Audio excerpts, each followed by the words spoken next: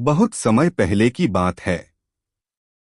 कैलाश पर्वत पर भगवान शिव, माता पार्वती और उनके पुत्र गणेश जी निवास करते थे। गणेश जी अपनी बुद्धि, विनम्रता और चतुराई के लिए पूरे ब्रह्मांड में प्रसिद्ध थे। एक दिन की बात है, देवताओं के बीच एक अनोखी प्रतियोगिता का आयोजन हुआ। नारद मुनि एक दिव्य फल लेकर आए, जिसे ज्ञान फल कहा जाता था।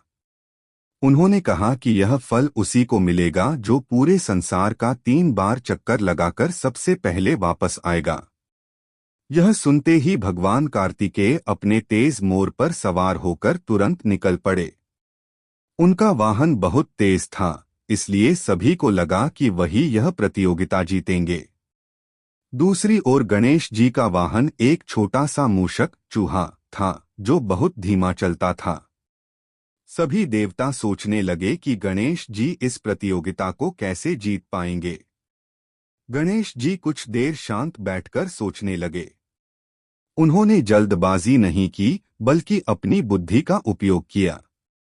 थोड़ी देर बाद वे उठे और अपने माता पिता, भगवान शिव और माता पार्वती के पास गए। उन्होंने उनके चारों ओर 3 बार परिक्रमा की और फिर हाथ जोड़कर खड़े हो गए। जब नारद मुनि ने यह देखा, तो वे मुस्कुराए और बोले, गणेश जी, आपने तो संसार का चक्कर नहीं लगाया, फिर आप कैसे विजेता हो सकते हैं? तब गणेश जी ने विनम्रता से उत्तर दिया, मेरे लिए मेरे माता पिता ही पूरा संसार हैं। उनके चारों ओर परिक्रमा करना ही पूरे जगत की परिक्रमा करने के समान है।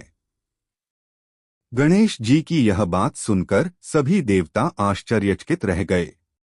उनकी बुद्धिमानी और माता पिता के प्रति श्रद्धा देखकर सबने उनकी प्रशंसा की। उसी समय कार्तिकेय भी संसार का चक्कर लगाकर वापस लौटे, लेकिन जब उन्हें पूरी बात पता चली तो वे भी अपने भाई की बुद्धि से प्रभावित हुए। नारद मुनि ने घोषणा की कि गणेश जी ही इस प्रतियोगिता के सच्चे विजेता हैं।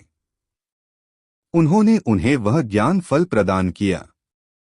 इस घटना के बाद से गणेश जी को प्रथम पूज्य का स्थान मिला और हर शुभ कार्य में सबसे पहले उनकी पूजा की जाने लगी।